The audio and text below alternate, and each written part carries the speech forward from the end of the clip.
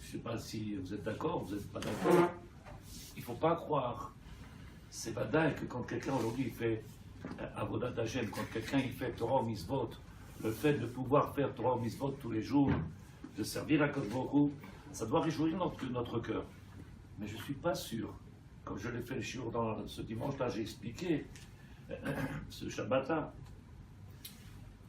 je ne suis pas sûr qu'aujourd'hui on arrive à comprendre en réalité combien on est méritant, combien on a de srout d'être ce peuple élu, de pouvoir être Mekayam et Mitzvot, de pouvoir faire les Mitzvot, d'habiter sur la terre d'Israël. Combien aujourd'hui souffrent sur la terre d'Israël, combien le fait d'être Mekayam Mitzvot, d'accomplir les Mitzvot, pour beaucoup c'est encore un hall, dans le sens hall, c'est un hall. C'est un jour les Mitzvot, mais des fois c'est dur, on a du mal à l'accepter, il y a des choses qui ne sont pas encore claires dans notre tête. Je parle d'une chose simple, que la sniout pour les femmes, c'est quelque chose de pas facile. Pourquoi tu ne mets pas des collants? Pourquoi tu mets des collants? Pourquoi? Oh là là, c'est pas facile. Pour tout le monde, c'est pas facile. Pourquoi on met un talit en laine?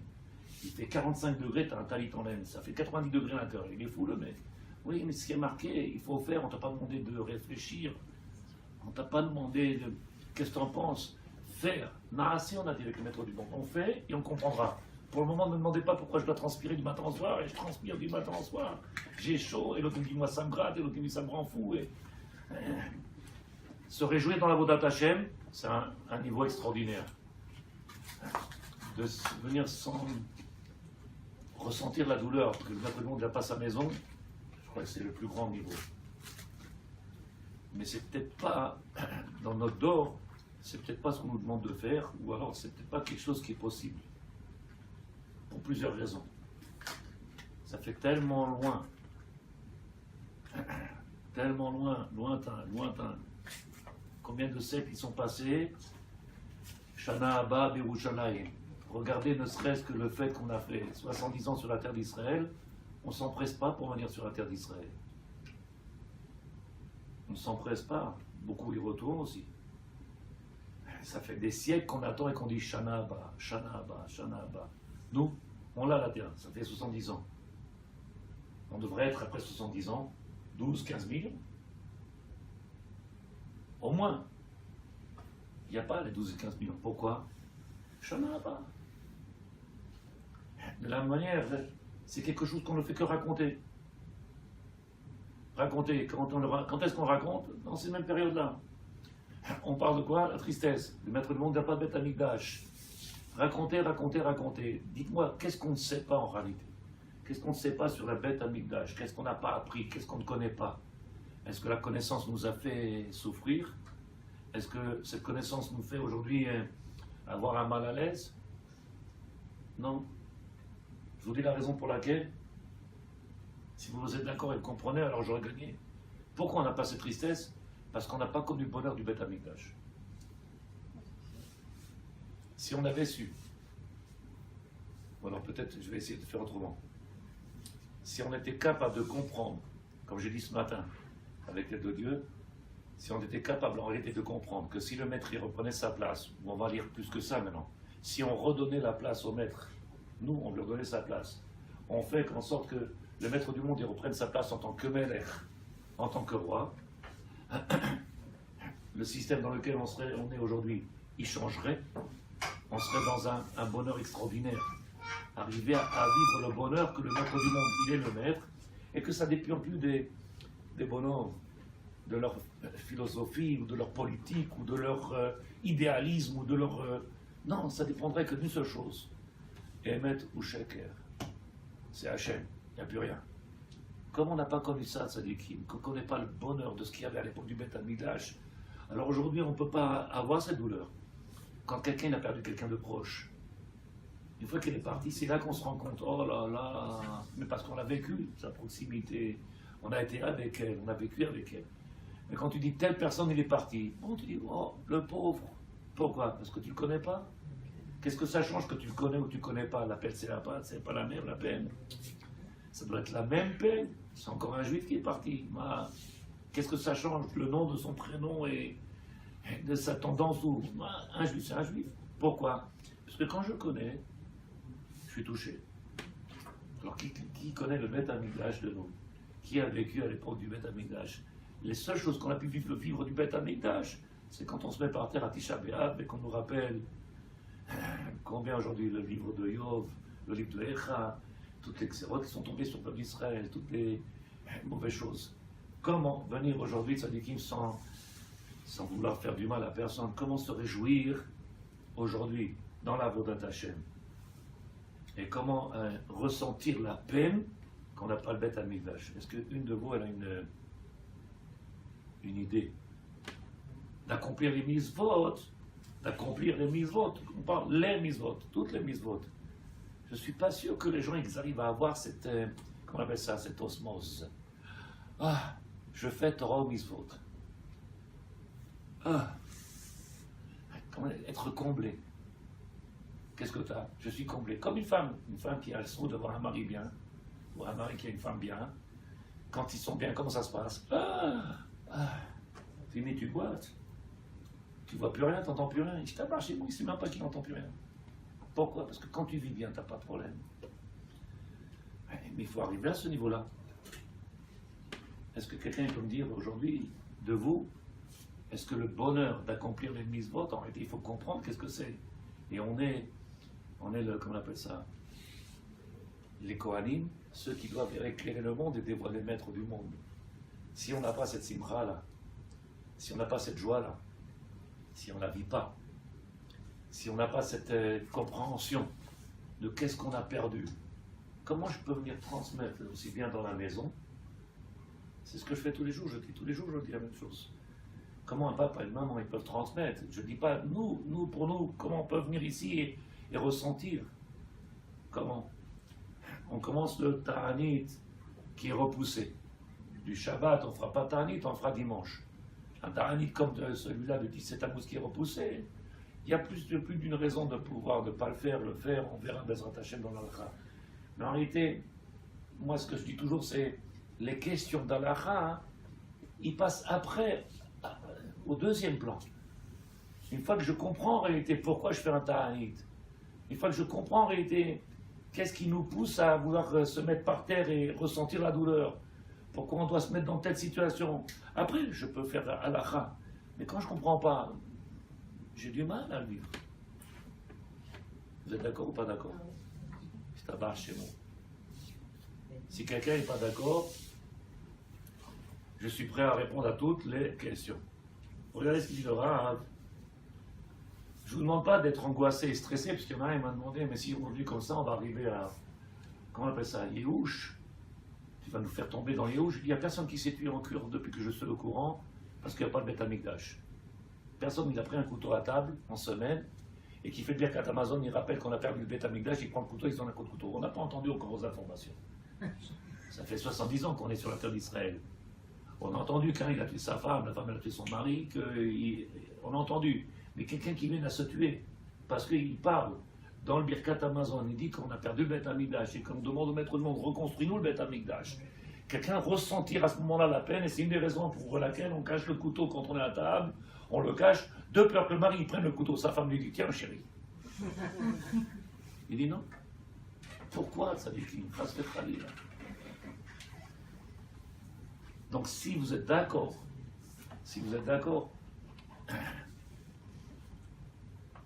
de la même manière, si vous êtes d'accord, j'espère en tout cas, si vous êtes d'accord qu'on a du mal à venir ressentir le manque du Beth Amikdash,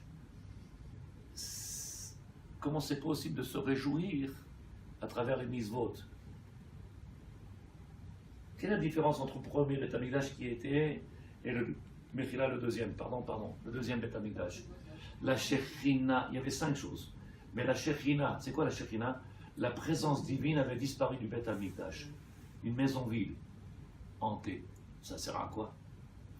Si tu as une bête Knesset et que tu viens tous les jours, 3 fois par jour, et que tu ne ressens pas qu'il y a la présence du divin, et que c'est marqué en haut en grand, Shiviti, je suis là, tu me ressens, je suis là présent, omniprésent.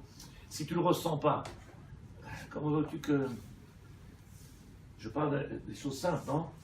Comment veux-tu arriver à accomplir Torah ou Mitzvot avec Simcha? Je vais peut-être être méchant. Ceux qui se réjouissent aujourd'hui, qui dansent, comment ils dansent? Qu'est-ce qu'ils ont de plus? Ils se droguent, ils boivent, pour avoir la vraie joie, celle que je suis en train de vous dire, celle de dire je sers Hachem. En réalité, c'est quelque chose de profond. C'est quelque chose de profond. D'avoir une joie qui est factice ou qui est chitzonite, extérieure, ou qui est fabriquée par autre chose. C'est facile, mais avoir une joie profonde de servir Hachem, c'est un travail, je ne sais pas de combien d'années. C'est pas parce que tu mets un chapeau ou que tu mets un foulard que tu fais les mitzvot et que tu deviens joyeux. Il y en a plein qui se plaignent des mitzvot. C'est pas facile, c'est tout. Il y en a plein qui se plaignent. C'est dur et ne croyez pas. Bien entendu, je parle de vous. Bien, il dit le Rav comme ça. Resh Pe, Be'ezrat Hashem. Si vous avez une question, je réponds. C'est marqué dans le Siftei Chaim du Rav Friedlander. Il dit comme ça. Ekvet Adem Shicha, le dor dans lequel on est, qui s'appelle le dor pré-messianique. Juste pour vous donner encore une fois, s'il y a des livres que vous devez acheter, je ne sais pas s'ils existent en français, ne me connais pas ou je ne connais pas. Il y a un des livres qui est fantastique, le livre du Chafetz Chaim. Chafetz Chaim, il s'appelle Vetzipita Yeshua. Est-ce que tu es dans l'attente permanente qui, à chaque instant, il va arriver Beth Amikdash? Eh bien, le Chafetz Chaim, il vivait tellement dans son quotidien, il le vivait tellement que quand il a été faire la guerre aux rabbins dans les synagogues, il leur a dit, vous préparez le peuple à la construction du Beth Amikdash. On parle du Chafetz Chaim il y a 90 ans. Imaginez que le Chafetz Chaim, il voyait ce qu'on fait aujourd'hui, ce qu'on est aujourd'hui. Je suis sûr qu'il serait descendu en avion, il aurait fait tous les pays d'Europe, tous les pays, il aurait dit aux rabbins, vous attendez quoi pour les ramener? Pourquoi vous les gardez là-bas? Pourquoi vous construisez l'école? Qu'est-ce que vous attendez? Ça fait des siècles et des siècles qu'on a été dans la galoute, que le peuple il a été complètement... Maintenant on a la terre d'Israël. Je suis sûr et persuadé, c'est ce que je vis, que le Chafetz Chaim il aurait mis le feu, il aurait dit nous, qu'est-ce que vous faites? Qu'est-ce que vous attendez? Il a demandé aux rabbins dans les synagogues, est-ce que les Kohanim qui viennent nous bénir, parce qu'il y en a qui font comme ça, mais ils ne savent pas ce qu'ils font, est-ce que les rabbins, ils sont au courant que ces gens-là, il faut qu'ils soient prêts, le Beth Amikdash, il arrive. Est-ce qu'ils sont prêts? On va faire un travail extraordinaire. Le Chafetz Chaim, il a demandé aux rabbins, est-ce qu'ils sont prêts, le peuple? Il aurait été là maintenant, il serait descendu dans la galoute, partout, il aurait demandé aux rabbins, tout de suite, il faut qu'ils prennent l'avion. Il n'y a pas besoin de film. Chafetz Chaim, il a vécu ce que c'est l'Aliyah, ce que c'est Avodat Hashem. Il l'a vécu. C'est pas Chitzoni. Chitzoni, ça veut dire c'est pas quelque chose qui est extérieur à moi. Il le vit, c'est à l'intérieur. Et dit le Rav ici, Friedlander, on est dans un dor où, malheureusement, quand on parle de Chitzoniut, tout est encore quelque chose de... Comment on appelle ça, tzadikim? Chitzoni. Comment on appelle ça? Extérieur, encore extérieur. Comment tu dis? Superficiel. Superficiel. Comme il dit le Rav. Regardez, Gaon de Vilna. Bagalout Azé. Dans la galoute dans laquelle on est, dans cet exil-là. Elle rêve Rav. Naase lanu shum maasim chisonim rak leshem matif'erot lelo shum tochen primi. Il vient, il dit le Rav.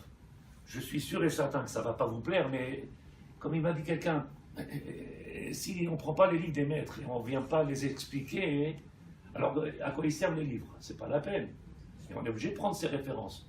Le Gaon de Vilna, c'est quelqu'un qui a marqué quand même par sa Torah et par sa grandeur et par sa Gdusha. Il a fait quelque chose, un impact dans le monde de la Torah. Bon, peut-être que certains vont l'appeler extrémiste comme il m'appelle moi extrémiste. Mais lui, il dit quelque chose d'extraordinaire. L'action que l'on fait, je traduis les mots à mots, Maasim chitzoniyum rak leshem atiferet, lelo shum tochen pnimi. Qu'il il n'y a pas de programme, relié à l'action intérieure. Il y a une action, la tfila. Et qu'est-ce que tu fais? Il n'y a pas de relation avec l'action que tu fais et quelque chose de profond. C'est quoi une tfila? Pas shoot. C'est quoi une tfila? Venir servir Hachem. venir servir le maître du monde, venir apporter un korban, venir lui demander de revenir dans ce monde-là, c'est un travail extraordinaire. Quand il est fait que mécaniquement, et qu'à l'intérieur, il manque encore cette, comment ça s'appelle ça, cette impulsion. Il dit le Rav, à Gaon Vina, il ramène Moren ou Rav Eliaou Dessler. Rav Dessler, c'est un des maîtres de la, comment on appelle ça, le moussard, de la pensée, de la réflexion, la hitbonanout. Qu'est-ce que je fais? Qu'est-ce que j'attends? Qu'est-ce que j'attends de ma vie? Qu'est-ce que j'attends de la Torah? Qu'est-ce que j'attends de la terre d'Israël? Qu'est-ce que j'attends des mitzvot? Rabbi Dessler, il dit, Amar Beshem Gaon Vina. Dor Igvet Alem Shara ou Dor Shel Chessioniout. Ce dor là dans lequel on est, c'est un dor de, comment elle a dit ça, les quêtes? Superficiel. Superficiel. Je dis comme ça, ne prenez pas tout mal. Hier soir, j'étais à Bnei Brak, et j'ai regardé là-bas, et j'étais triste. Pourquoi j'étais triste? Parce qu'on a vu beaucoup de belles femmes, avec des perruques tellement belles. On se demandait si on était à New York, Miami, ou Bnei Brak.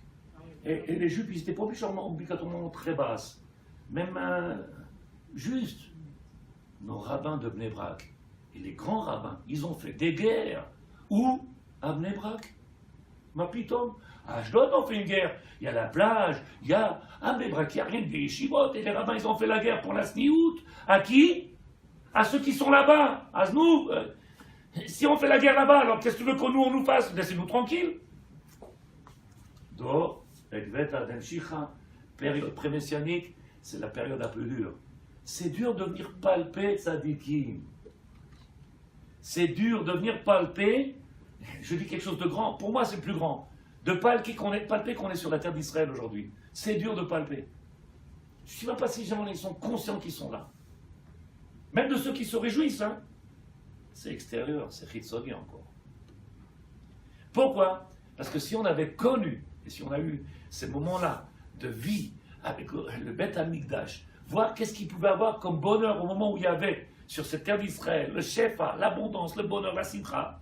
Ces bagailles, on sait, comment on dit, on sait toujours ce qu'on a perdu. Mais nous, on ne sait pas ce qu'on a perdu. Comment ça déquête? On ne connaît pas. C'est la vérité ou pas?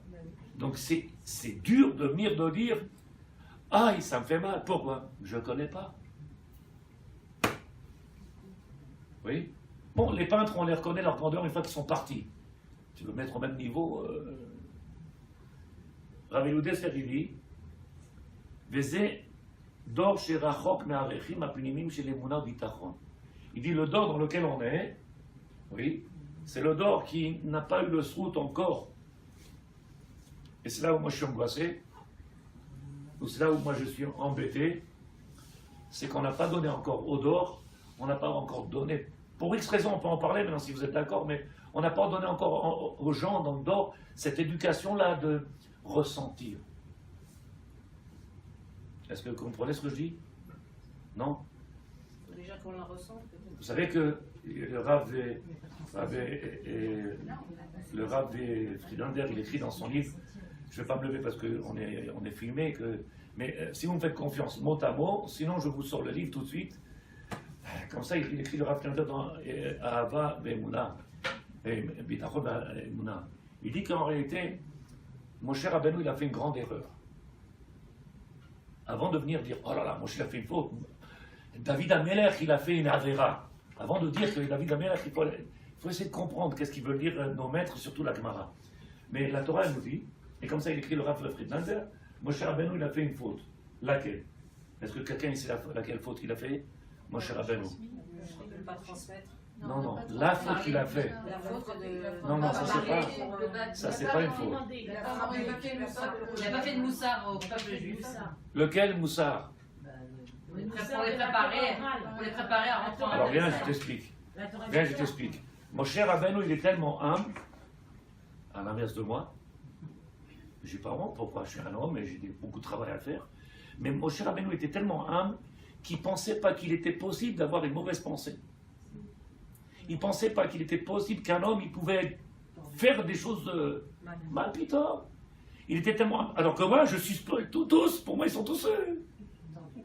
tous. Le premier qui rentre, je dis, tu m'as fait pour prier, retourne. Quoi, d'où tu sais? Ça se voit, sadique. Ça se voit quand quelqu'un il a enjoué, qu'il a envie de jouer.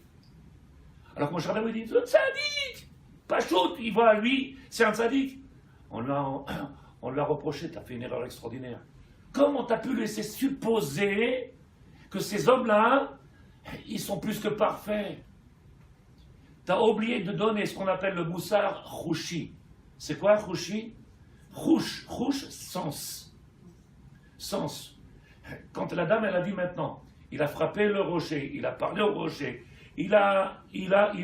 En réalité, tout ça, toutes ces actions-là, ils sont secondaires par rapport en réalité à s'il avait fait ce travail. Lequel? Faire vivre aux gens, et non pas leur, comme aujourd'hui, bourrer des disques durs de connaissances. Stop! Aïe! Comment il s'appelait le Dor qui est sorti d'Égypte? Comment il s'appelait? Vous connaissez le nom? Dor Déa. Le peuple du savoir, de la connaissance. Dis-moi, on n'est pas le peuple de la connaissance? Stop, il faut l'arrêter la connaissance. Tu sais ce qu'il faut aujourd'hui maintenant? Dor Shelev, Rouch, Argasha, Emouna, Ahava, Bitachon. Arriver à vivre la Torah, ça n'a rien à voir avec le sechel, maspik. C'est vrai qu'il y a une relation, mais stop, il faut arrêter avec le savoir. Les gens, ils courent de chiour en chiour. Ce matin, j'ai fait le reproche. J'ai dit, mais quand tu as fini ici, qu'est-ce que tu fais? Tu vas là-bas, tu vas encore étudier pendant 2 heures, 3 heures? Ça ne sert à rien. Tu multiplies les heures de connaissances et en réalité, tu n'as rien après 10 jours, 1 mois, tu n'as rien dans les mains. Ou des bribes de chaque chose. Des bribes, c'est quoi? Tu n'as rien. Ça ne sert à rien, c'est dommage. On court après le savoir. Et si vous n'étiez pas là, vous, à Shavuot, parce que malheureusement, il y avait tellement de place ici, il n'y avait plus de place pour les femmes. C'était plein. Alors, il y avait quelques femmes qui étaient dehors à la fenêtre. À 2 heures du matin, ils sont partis. Mais la Gemara a dit, et comme ça, il nous ramène au Chachamim, c'est la curiosité qui attire les gens dans la Torah. La curiosité. Ça veut dire que était sakran. Pas en arabe, sakran, ça veut dire qu'il est. Vous voyez? Sakran, la sakranout. Ça veut dire que. Ah oui, tu sais qu'on n'a pas le droit, tu sais que. Ça fait bien. C'est un bar chez moi. Ah, il sait beaucoup de choses. C'est pas ça qui fait un Rav. C'est pas ça qui fait un Tamil Chacham. Et c'est pas ça qui donne la Yirat Shamayim. C'est pas de savoir, c'est de vivre. Et ça, Moshe Rabbeinu, il a fait l'erreur. Maintenant, je sais que ça vous avez du mal. Comment? Moshe Rabbeinu, l'homme le pur, je vous ai dit l'opposé de moi, tout à fait. Deux opposés. Moshe Rabbeinu, Rabbi Gero. Anav, jamais il aurait pensé qu'un homme, il aurait pu venir ici juste parce qu'ils sont bêtes chez lui. Jamais il aurait pensé ça. Ma piton.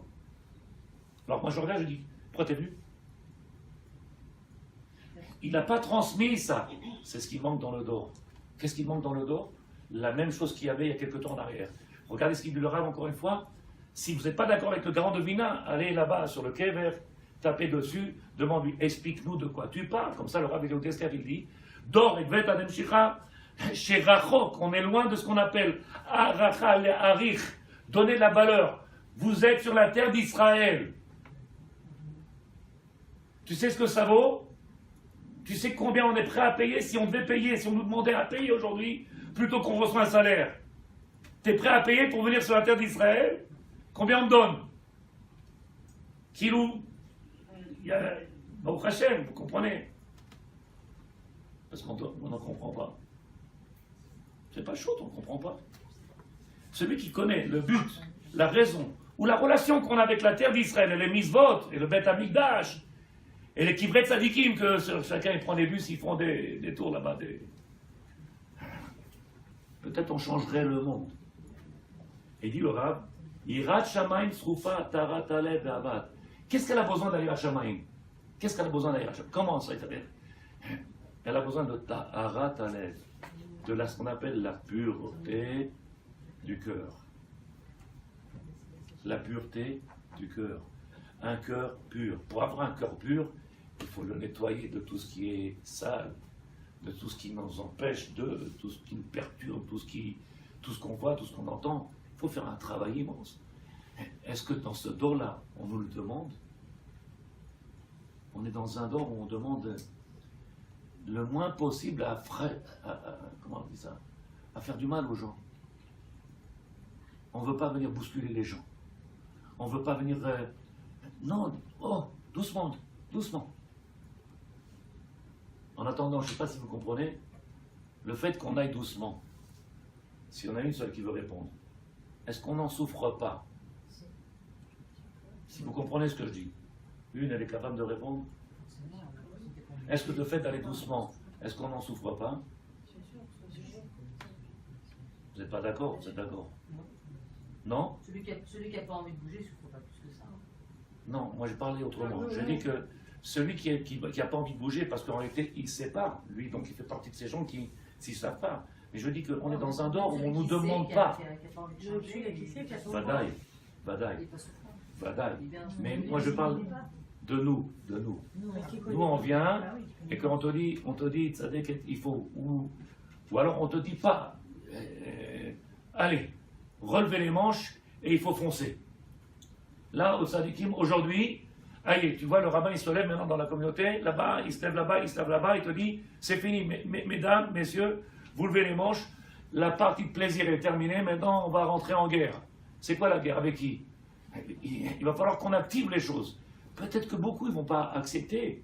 Et donc peut-être que le langage du rabbin, il est adapté en fonction du dehors. Mais en attendant, qu'est-ce qui se passe? C'est que quelque part, on en souffre. Pourquoi? Parce que les mêmes personnes qui viennent ici dans le Bet Knesset, ou dans tout endroit qui s'appelle Bet Knesset, lieu de culte, ils appellent ça en français, je ne sais pas pourquoi. Et en réalité, qu'est-ce que tu fais? Il vient, il n'a pas le bonheur, il ne ressent pas cette... Lui-même qui vient. Celui qui ne rentre pas ici, j'en parle pas. Pourquoi tu veux que je parle de lui? Celui qui rentre ici, il n'a pas ce bonheur-là. Il n'est pas en train de vivre quelque chose d'extraordinaire. Je ne sais pas si vous êtes d'accord. Là, ils m'ont fait un tour. On prend la voiture. On va passer devant 3 ou 4 restaurants. Je vous emmène avec moi, 3 voitures. Là. Et vous allez voir. Regardez les gens, le bonheur quand ils sont dans les restaurants. Comment ils ont un sourire extraordinaire. Regardez comment ils sortent. Le pantalon le vert, ils sont en train de marcher. Ils marchent. Quel bonheur! Qu'est-ce qu'on a bouffé? Qu'est-ce qu'on a mangé? Qu'est-ce que c'était bon? L'addition elle était dure, mais qu'est-ce que c'était magnifique! En réalité, un jour ou l'autre, il faut commencer à profiter de quelque chose. Avoir comment on appelle ça, oui ou non? Vous êtes d'accord ou pas? Ça, tu le fais dans... J'espère en tout cas, si tu es angoissé avec que tu manges, si tu es angoissé avec ton mari, si tu es angoissé avec tes enfants, si tu es angoissé... C'est stressant. Il y a sûrement des moments où tu es... Est-ce que tu ressens ça dans la Avodat Hashem? Dans le dehors où on est, c'est un dehors Hitzoni. Attention, je viens peut-être faire une rectification, ou peut-être remettre... Ça ne veut pas dire qu'on est des gens pas bien, hein, c'est pas ça que j'ai dit. À aucun moment vous avez entendu de ma bouche une chose comme cela, je ne l'ai jamais dit. C'est ce qu'ils interprètent certaines personnes. Alors ça veut dire qu'on ne fait jamais rien de bien, vous n'êtes jamais content, c'est pas du tout ce que je dis. Je dis c'est dommage que tu ne profites pas de ce que tu fais. Qu'est-ce que j'ai dit? Pourquoi interpréter que je suis un négatif? Je suis en train de dire, tu ne profites pas du bien-être de ce que tu fais. C'est pas chaud ou pas?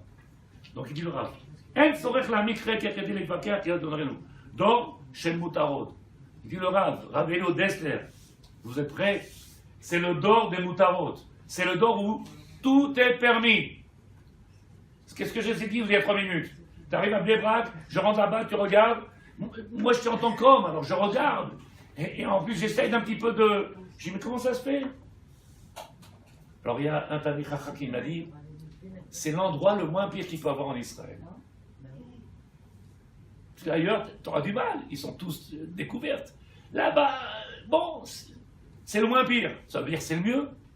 Moi, c'est ça que j'ai compris. Quand on dit, là-bas, c'est bien, et ici, c'est pas bien. C'est le moins pire. Tu vois des Tami Chachamim, mais tu vois la femme sortir, tu regardes, tu dis... Qu'est-ce qu'il va... Il y a un problème. C'est le dehors d'aujourd'hui, dit le Rav. Dehors, c'est le mutarot. Le dehors de la permission. Le dehors, je m'octroie, je veux, j'ai besoin, je veux kiffer, je veux. Efer, emuna, bitachon. Le contraire de ce qu'on appelle la emuna et le bitachon. La emuna, la foi dans le divin, et que tout ce qui nous a été donné, c'est pour notre bien. Et bitachon, la confiance dans le divin. Plus que ça, il dit le Rav, le fait de vouloir encore plus dévoile qu'on a un problème de foi. Comme ça, il explique le Rav. Mais je ne parle pas pour vous, bien entendu. Je suis comme tout le monde, ça déclare. Non, mais parce que les rabbins aussi, ils font pas mal d'erreurs. Parce qu'aujourd'hui, quand vous allez au mikvé, ils autorisent le vernis permanent. Donc, c'est ce qu'elle dit. Moi, je pense aussi, ils font ça. J'allais au mikvé, d'accord, on sait que c'est que les femmes aujourd'hui, elles veulent, donc pour pas que la femme, elle ne fasse tu comprends? Tu comprends ça déquête? J'ai pas dit le contraire. Tu comprends ça déquête que quand le rabbin il vient, qu'il y a une femme qui vient devant lui, et que la femme, elle lui dit, Rav, j'ai des rapports avec mon mari, mais je ne vais jamais au mikvé. Le rabbin, il regarde, il dit, oh là là, votre mari, il est déjà mort, ça déquête, carrette. Maintenant, elle vient, elle va rentrer avec des sauces là-bas. Il va regarder le Rav. Comment on pourra peut-être sauver la vie de cette femme, de cet homme-là? Est-ce que je peux être pointilleux sur ça? Est-ce que je peux ne pas être pointilleux? Est-ce que je peux? Il faut regarder déjà le... Je ne sais pas si tu comprends. Le mari, il est heureux avec sa femme. Il passe une belle soirée, mais spirituellement, il est mort. On l'a pris sa neshama, on l'a dégagé du monde. Donc tu sais combien de morts vivants qui marchent sur la terre? Que la femme, elle ne va pas au mikvé. Maintenant qu'elle va au mikvé, tu te rends compte ce que tu as gagné? On est en train de chercher, les rabbins sont en train de chercher. Est-ce qu'une femme, si elle va dans une piscine, ou est-ce que si elle va dans la mer, mais comment elle fait si elle est dans la mer avec un maillot de bain? Comment on peut pour dire Baruch Hashem, grâce au fait qu'il y a la mer, grâce que... Alors qu'il y a des vêtements, ils ne vont pas à la mer et tout. Essayez de chercher à venir, essayer de comprendre ça desquels que il est tellement loin l'odeur, ce qu'on est en train de dire. C'est tellement loin qu'il nous manque ce rouge.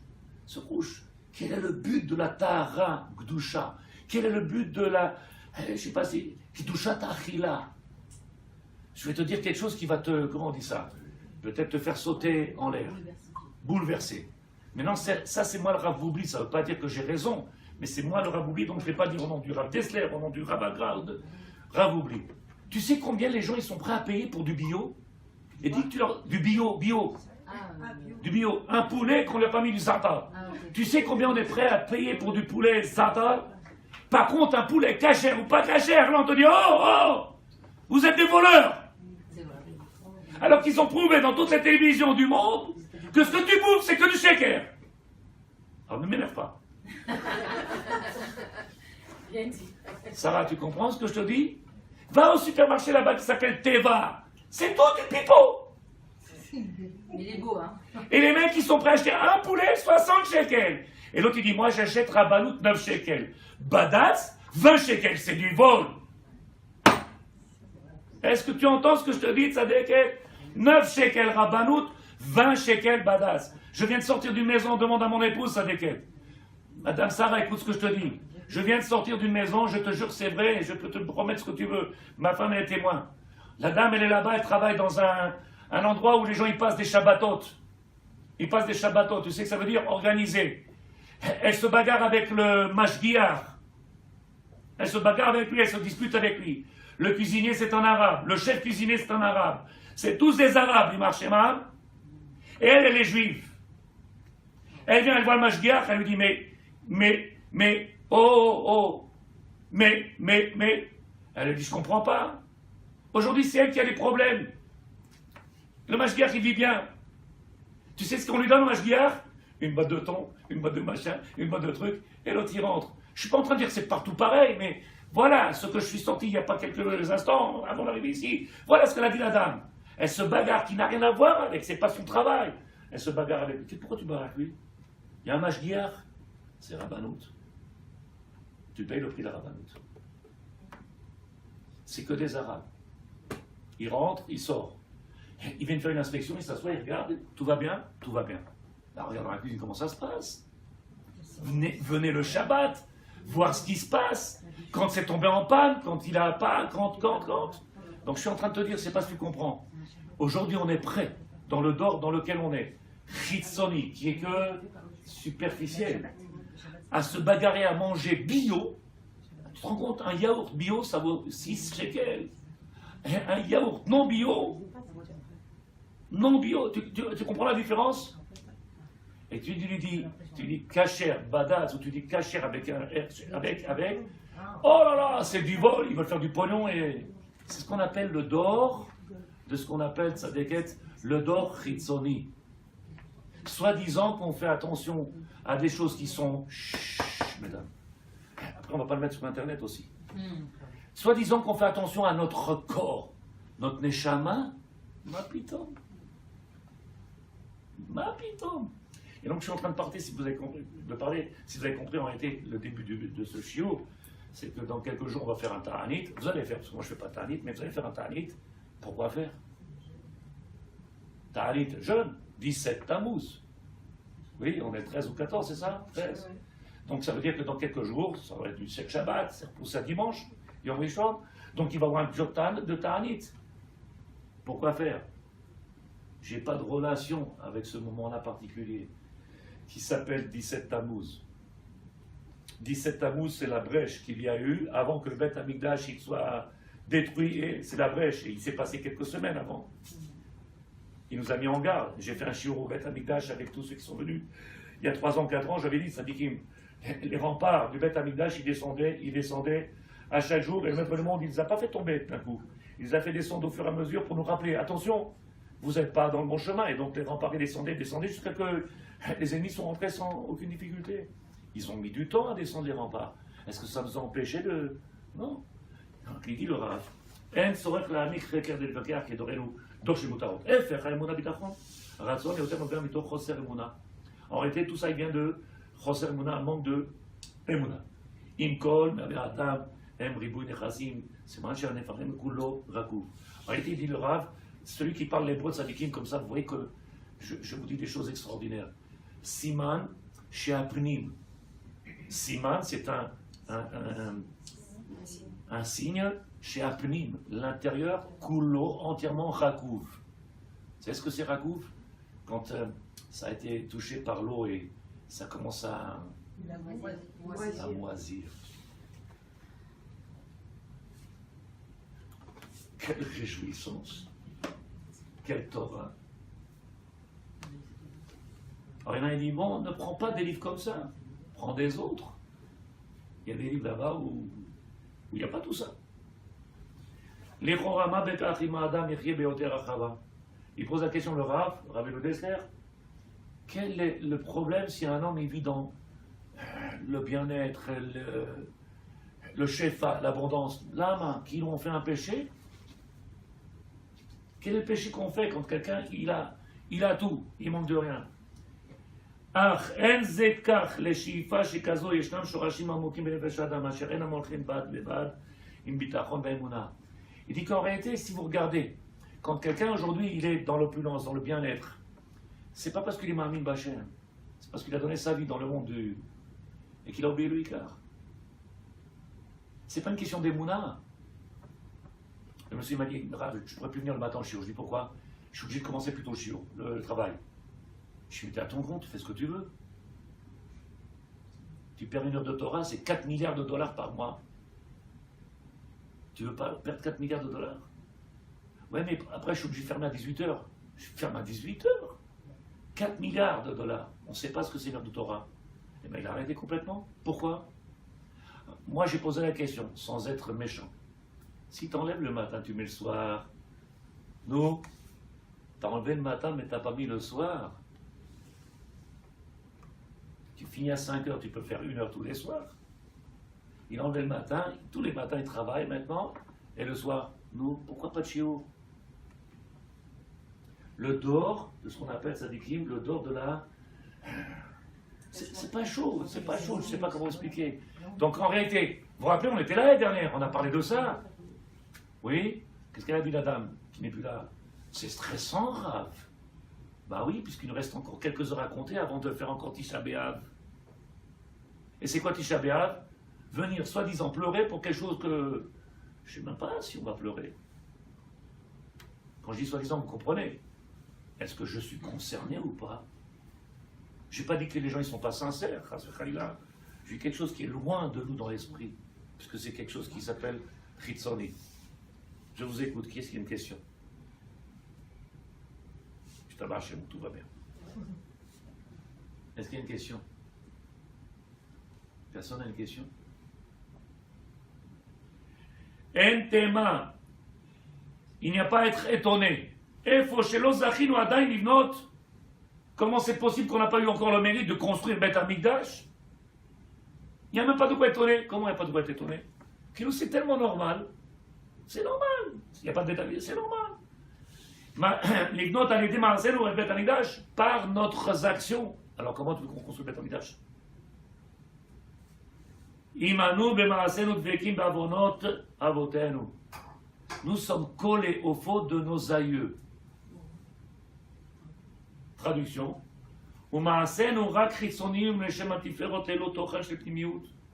C'est-à-dire qu'aujourd'hui, on est dans un monde, comme je l'ai dit ce matin, encore avec des messieurs qui ont des enfants, et c'est le début encore.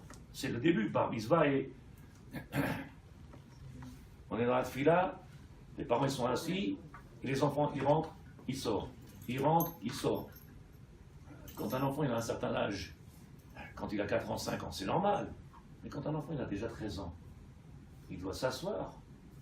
Il rentre, il sort. Il prie, et il ne sait même pas encore, en réalité, il ne ressent même pas encore, je suis là, tzadikim, je ne sais pas ce que vous regardez tous là-bas, c'est bon. Il ne ressent. Qu'est-ce qu'on est en train de dire? On paye les fautes de nos parents. Qu'est-ce qu'il a fait comme faute, son père?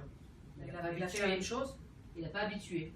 Est-ce que vous comprenez? Oui, oui. Je ne vous ai pas donné le nom, comme ça vous ne me dites pas de qui je parle. Non, je ne pas de nom.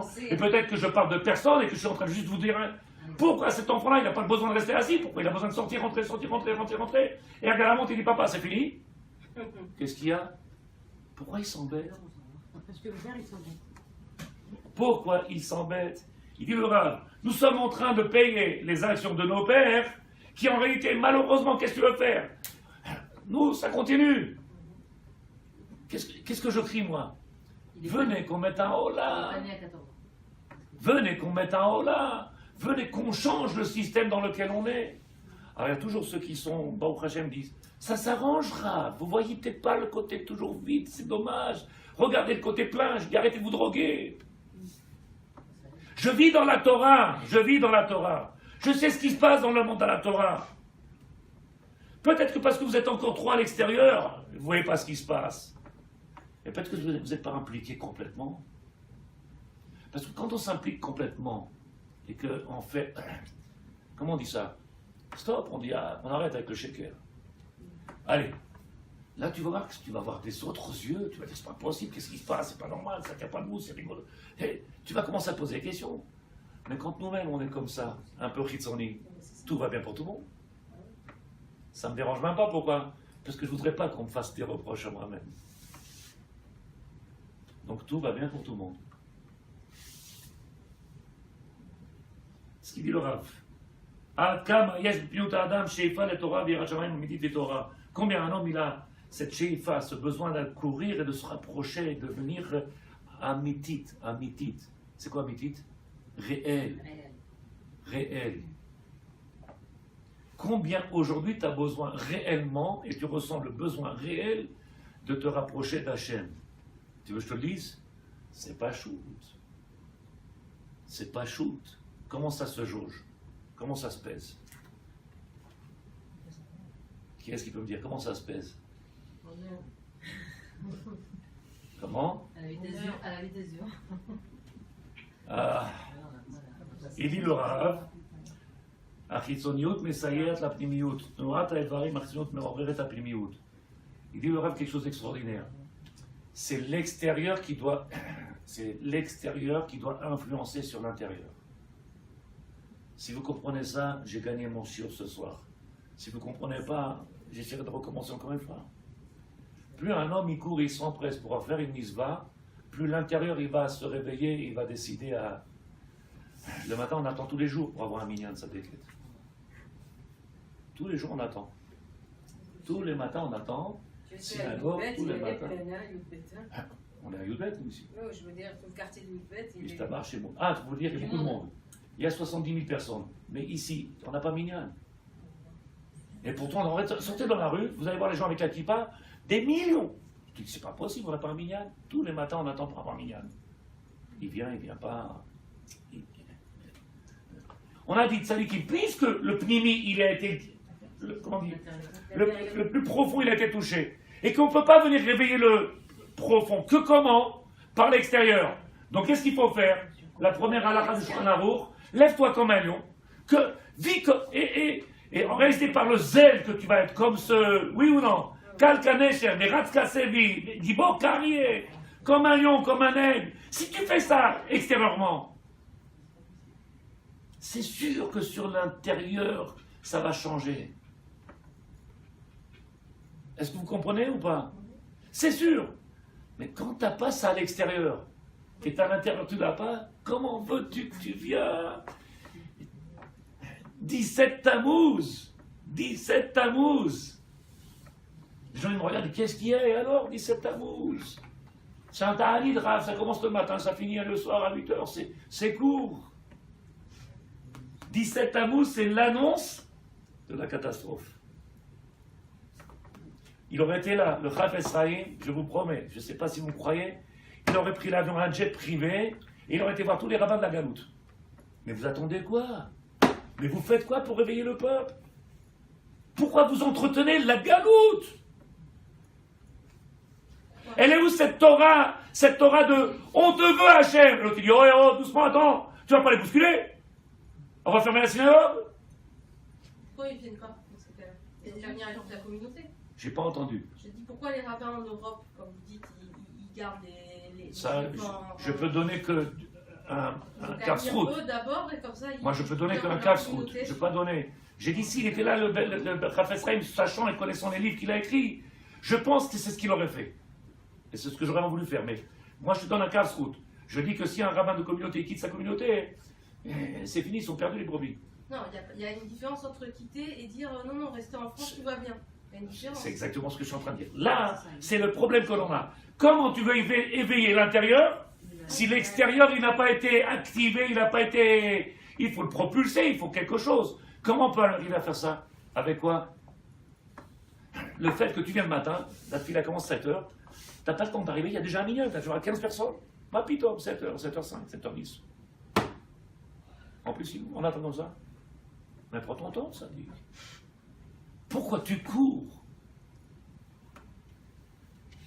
Quand on a minyan, au prochain il y a des Israéliens, donc je ne parle pas français israélien, il y a des Israéliens qui complètent le minyan. J'ai demandé aux personnes, je lui ai dit, mais le matin c'est pas facile. C'est un dehors fainéant. Est-ce que vous comprenez? De quoi on parle?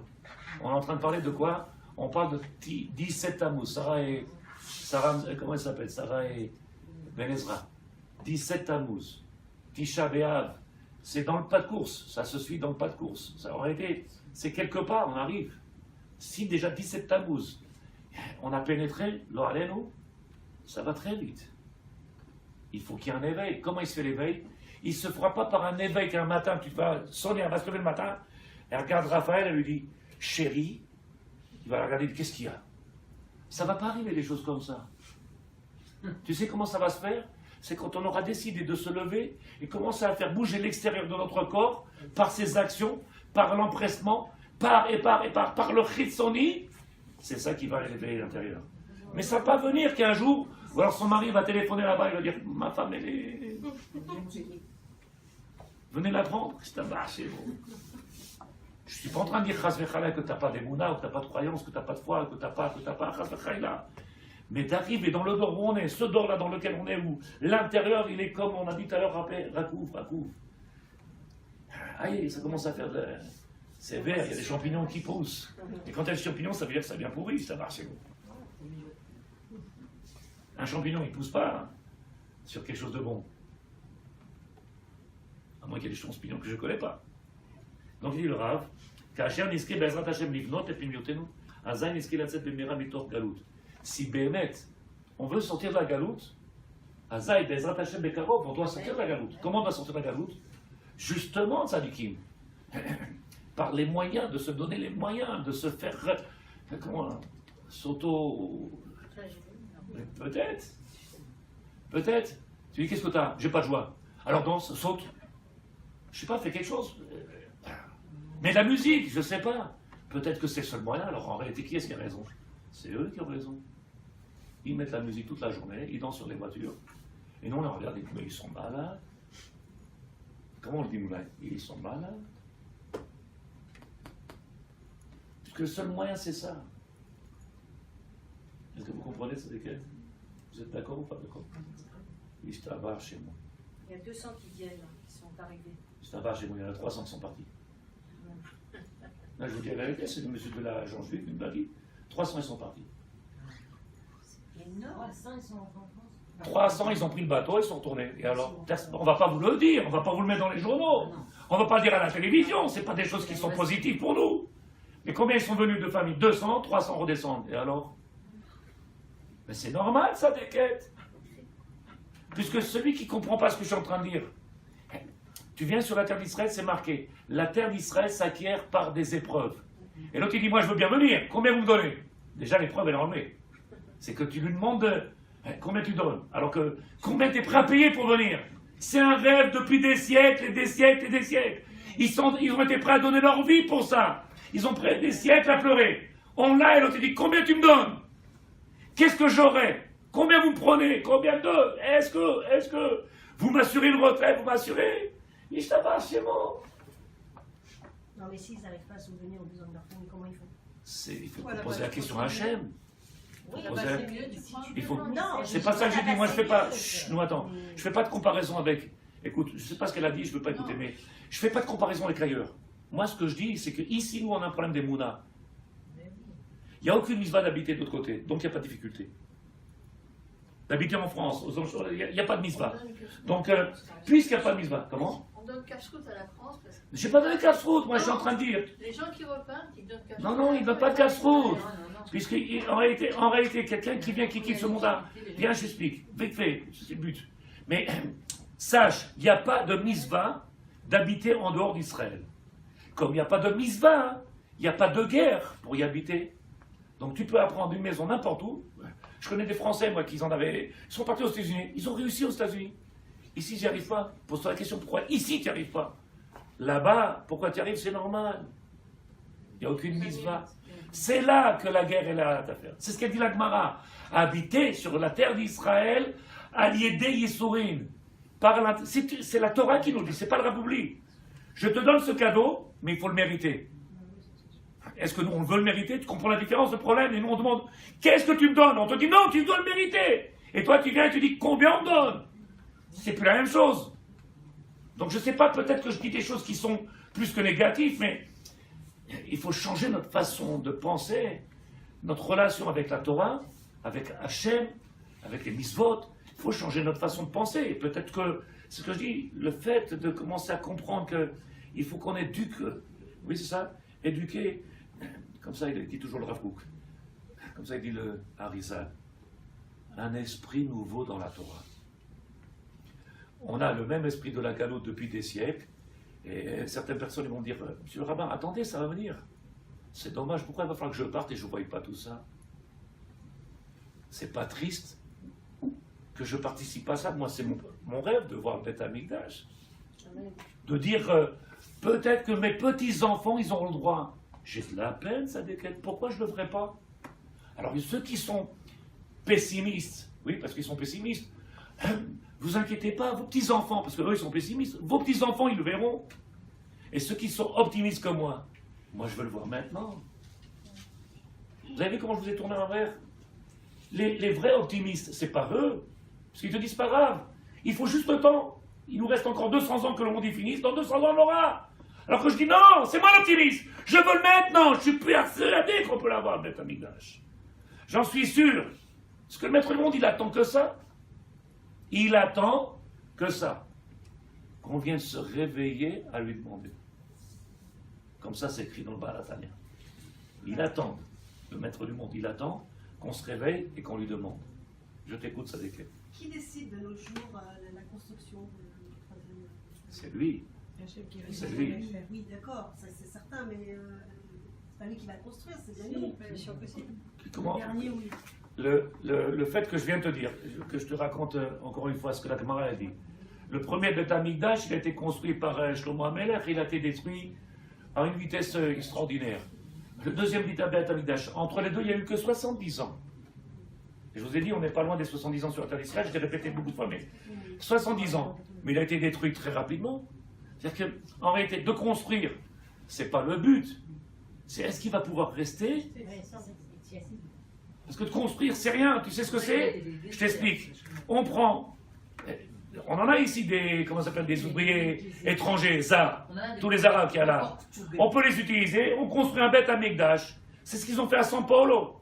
Ils ont fait un Beth Amikdash grandeur réelle à São Paulo. Des milliards. Pourquoi on a un problème d'argent? Les riches, c'est les plus riches, les juifs, c'est les plus riches du monde. On peut construire, est-ce qu'il va rester? Là-bas, à San Polo, il pourra rester, c'est pas Beth Amikdash. Sur la terre d'Israël, le Beth Amikdash, c'est là qu'il y a le maître du monde, c'est là qu'il y a la Torah, c'est là qu'il y a le but de faire, et c'est là, c'est là.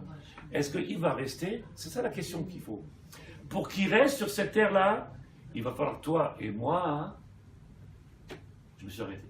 Qu'est-ce qui veut poser une question? L'immortalité, on va dire entre guillemets, du Beth Amikdash qui devrait normalement.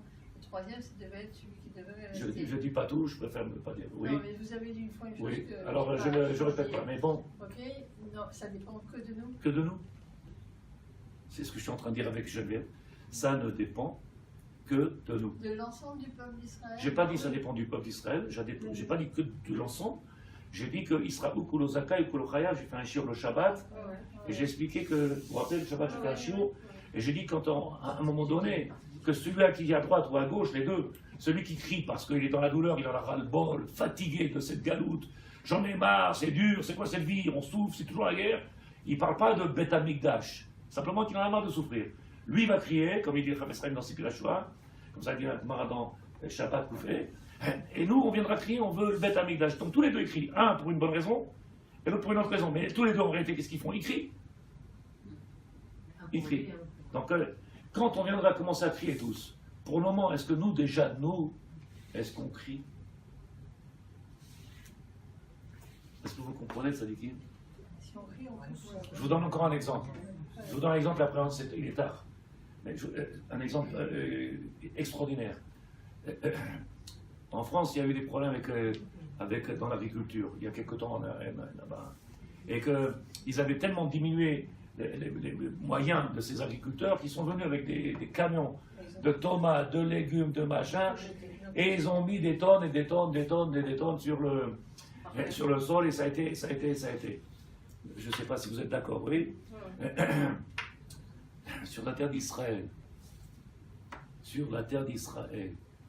Je ne sais pas si vous voyez, si vous entendez ce qui se passe. On dépense. Que Dieu me pardonne si je dis des choses qu'il ne faut pas, mais je suis prêt, c'est mon but. On dépense des milliards pour les armes. On dépense des milliards pour la médecine. On dépense des milliards. Le seul endroit où il faut investir, on n'en veut pas. La Torah. Le seul endroit qui est la clé de notre problème, c'est la Torah, on n'en veut pas. C'est pour ça qu'on m'appelle extrémiste. Le seul endroit où il faut investir, il faut mettre, on t'appelle voleur, profiteur, tout ce que tu veux. Mauvais à tout. T'appelles. Mais combien on dépense chaque année? On a acheté 35 avions des États-Unis. On a acheté, on sait, et on est prêt. Il a dit tout à l'heure, Baba, oui, l'autre là, il a dit, on est prêt. D'où ça va venir? On est prêt. Combien de milliards, combien de nos enfants, ils ont quitté la terre d'Israël parce qu'ils en ont marre? Où est-ce qu'il faut investir aujourd'hui? Ce Baba, comme vous dites, il a pourtant des ministres très religieux. Il se tabarre chez moi. Moi aussi, je suis religieux. Donc je dis en réalité, je ne sais pas si vous suivez et si vous êtes d'accord, mais faites-moi plaisir. Ne soyez pas convaincus de ce que je dis, c'est la vérité. Essayez de comprendre, essayez d'analyser, de dire non, c'est pas vrai, je ne suis pas d'accord. Et celui qui me dit qu'il est d'accord, c'est parce qu'en réalité, il a analysé. Parce que d'entendre des fois des personnes de dire ils manipulent les cerveaux. Vous? Oui. Ah bon? Oui. Je suis un bon parleur, je manipule. Je ne sais même pas parler, ça marche chez moi. Il y a des rabbins, ils sont sortis de Saint-Paul, ils parlent un langage sadikim, même Rossignol et Prévert et Saint-Paul, là-bas, ils sont fous, ils ont du mal. Alors que moi, je ne manipule pas. Et on m'a dit que tu manipules les têtes. Moi, je manipule les têtes. Je demande à chaque fois, est-ce que tu es d'accord? Ne sois pas d'accord, remets en question, essaie d'analyser, essaie de pose-toi, regarde. J'ai pas donné des exemples qui sont concrets. On est prêt, tout le monde est prêt aujourd'hui. Et les trucs Teva, naturels, les médicaments surnaturels. Des médecines qui sont au-delà de... On est prêt à tout. Tout. Le seul endroit où on ne peut pas investir, c'est chez nous. Où la clé de tous nos problèmes. Et on est en train de parler maintenant, je ne sais pas si vous voyez, c'est un rave, le rave il s'appelle Rav Friedlander, c'est pas moi qui écris les livres. Je fais que prendre des livres, sauf que je vous ai dit quand je parle c'est moi, je vous ai dit c'est moi. Essayez de répondre à mes questions. Si déjà tous les matins j'ai du mal à trouver un minyan, si déjà tous les matins, non, dans l'être minyan à 7h30, 8h, 8h30, 9h, 9h30, 10h, 10h30, 11h, on trouve. Ouais, c'est 7h. Mon mari, il faut aller au Chili. Mais de commencer à servir Hachem comme il dit le Shulchan Aruch, comme un lion, comme un léopard, comme une gazelle, comme un aigle, comme... Ou alors c'est des aigles malades. Et il faut appeler le végétarien là-bas, comment il s'appelle? Ceux qui s'occupent des animaux, comment il s'appelle? Vétérinaire. C'est la même chose. C'est pour ça que je te dis qu'il est végétarien aussi. Est-ce que quelqu'un il a une question de Tzadkaniot? Je vous écoute. Si vous comprenez mes chiours en réalité, ça donne envie de se dire, il y a un travail extraordinaire à faire. Il y a un travail. Et arrête de dire, comme certains disent toujours, ouais, mais c'est pas facile, c'est notre travail. C'est notre travail. C'est comme si la maman, elle se plaignait d'avoir des enfants qui sont toujours en train de rouspéter. Bon, alors change-les. Fais un échange, prends des moutons, on va voir, fais un échange, donne 2 enfants contre un mouton ou contre un cheval. Et il te respectera, et il fera... D'avoir des enfants qui sont que des robots, pas tout le monde il a. Ken, qui est-ce qui a une question? Personne? Il n'y a pas une seule question de Tzadkaniot?